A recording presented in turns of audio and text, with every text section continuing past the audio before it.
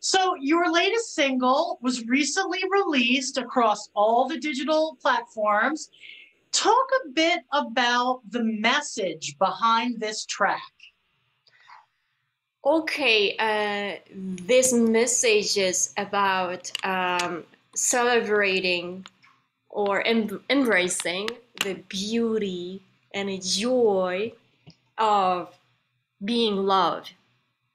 So when you are in love with somebody, you are creating art because there is nothing at the beginning, but you fall in love and something new emotion happens and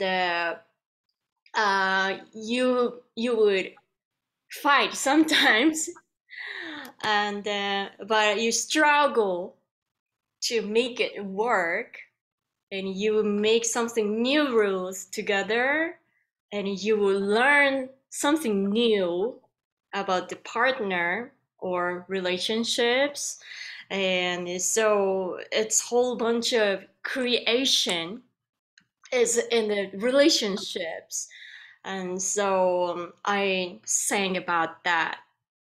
Well, the lyric, trying to find the shape of love, turns the intangible into the tangible. It's love is no longer a feeling, but it's kind of a magical being. Did you write this from personal experience? Yes, I did. So um um yes, I a little hesitate to talk about myself. Yeah. No problem. But, you know, it was a very enchanting and almost ethereal sound to this single, to which it's a bit different than your up-tempo music from previously released. What inspired that evolution? Because I think it really works on this single. Oh, thank you. Oh Thank yeah. you. So I've been trying so many different type of music since I came here, and or I really love trying like writing different songs all the time since back in Japan. So I wanted to try something new all the time. So kind of more aggressive and faster songs were new to me. So previous ones were rather new to me, and it was that's what I wanted to try. And also then this time I wanted to come back to my more like original Shihori style.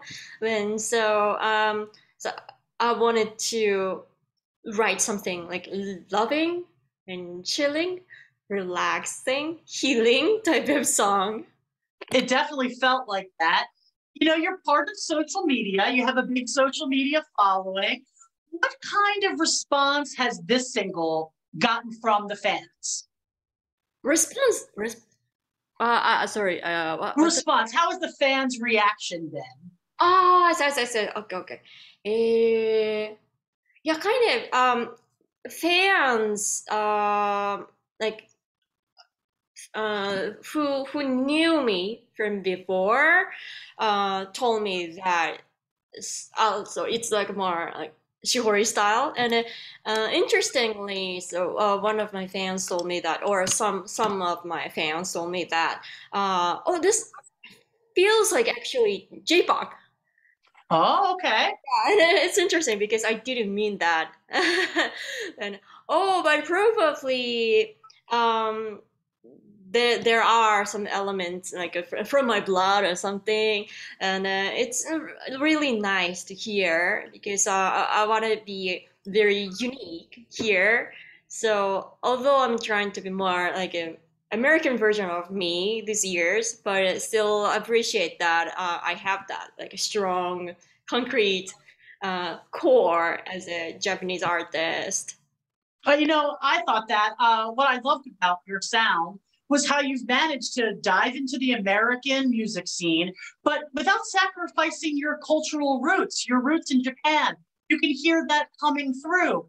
How has the American audience responded to this single as well as your 2021 debut album called Mutations?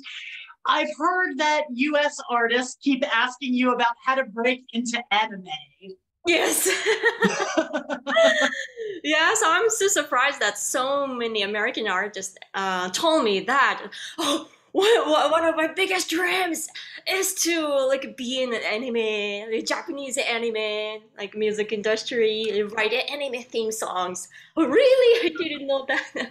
You were surprised. Yeah, I didn't imagine that. So it's interesting. But yeah, so many people told me that like I write wow, so many different type of songs. So not like she already write this genre or write this type of song, like, but like more this, write this and this and this. Wow, so varied, and I think It is because there's a little bit of EDM, there's a little bit of R&B. You can definitely hear your Japanese cultural roots coming in. It's a little bit of everything, and I think that's what makes it so unique. yeah, thank you. Yeah, and also jazz and musical. Yes. Yeah, and funk. You know, after reaching the top of the charts in Japan with multiple hits, now you're based in LA. After you were living in New York for a while, now you're in LA. How has that change in atmosphere from Japan to New York to LA helped or influenced your writing? So in Japan, I had like two ways, writing original songs, and another one is providing songs for others. And providing for others were always like experiment. I could write anything because I wouldn't sing. So I can write something like a super cute idol song, and also could be very crazy hard rock metal type of song. Yeah, people like that. It was really fun, and but everything in J-pop is melody oriented. That's a specific character in J-pop, and I'm good at it. So I was pretty confident about it, and I was thinking I could like be been in American market with this strength, but I couldn't. It wasn't like that easy. Right. Yeah, and I found out since I came to New York, oh, the basic structure of pop song is totally different because of the language structures. Mm-hmm. Yeah, they're too different. So, and also you need to understand the language. That's how the lyrics flow. So you, I didn't know that, and wow, I need to learn from them like a scratch. Mm-hmm. Yeah, I just started learning more American pop, or like English and culture. You need to understand the culture too, and that's Ah. yeah, interesting part of learning in America. And I started experimenting so many things. Oh, this works. Maybe this doesn't work, and enjoyed it. But I found out New York is a little like different for me. Like a genre was very different, and I didn't see like many pop artists there. Maybe one or two. Any other? It's a different culture. Yeah. Jazz, Broadway, hip hop, R&B, classical. Mm-hmm. Absolutely. Well, what do you hope the fans, when they hear this song, what do you hope they take away from it? They walk away thinking what? Like loving moment and the beauty of love. I think that's exactly what I felt, actually. Yeah, it was great. You're heading out on tour in Japan. You must be excited to play because I don't know when the last time you were home, but you must be excited to play for the fans back there, which you have a lot. What are you looking forward to most on this tour? Uh, this time it's the first time since 3 years because Oh, of COVID. mhm, right, right. I couldn't come back then, so I'm very very excited, and I cannot sleep well because I want to do this. I want to do this. Everything is on the list because you haven't been home. Yeah. Yes, yes. And during the 3 years, I had so much like improvement actually. So last time I came back to Japan, I was uh just the beginning at the early stage of learning American. So I wasn't sure about the culture and why this happens stage. So I was just like struggling, and people saw the difference. Oh, Shorty has improved so much, but for me right now, I improved a lot more than that. So and voice has changed, and his singing style changed, and the music changed. So I'm really excited to show how I have improved to Japanese fans. I think they can't wait. I was reading your social media. They're very excited. Um, the fans, they no doubt have this single on their rotation, on their streaming apps. So I have to ask you, which artists are your favorite that you listen to all the time?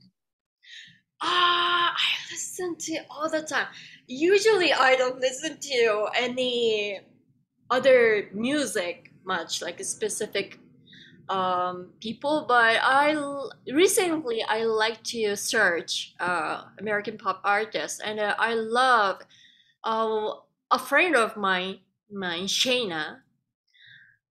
She's an indie artist, but she's getting a lot of placements on like Netflix shows, Disney Channel, like a lot of, and she's really amazing. So like listening to her music is really nice, learning for me. And recently, I am listening to Murph, Jessie Murph. Do you know her?